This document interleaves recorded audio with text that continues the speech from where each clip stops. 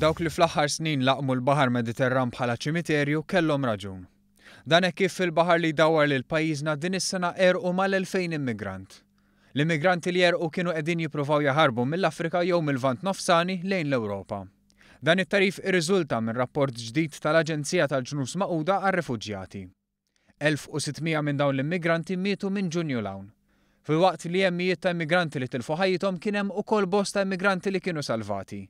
Skont ir-rapport tal-UNHCR l-iktar pajjiż li salva immigranti huwa l-Italja. Kollox l-Italja salvat mal-108,000 persuna. Fil-Greċċja iddaħħlu madwar 15,000 immigrant, filwaqt li din is-sena Spanja salvat mal-1800 persuna.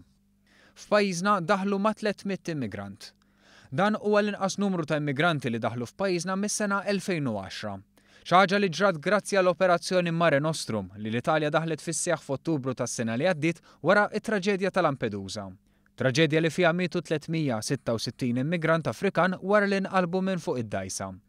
Fis-sena 2010 meta kien naqas in-numru ta' immigranti li daħlu pajjiżna ukoll kien hemm l-impatt ta' deċiżjoni meħuda mit-Taljani.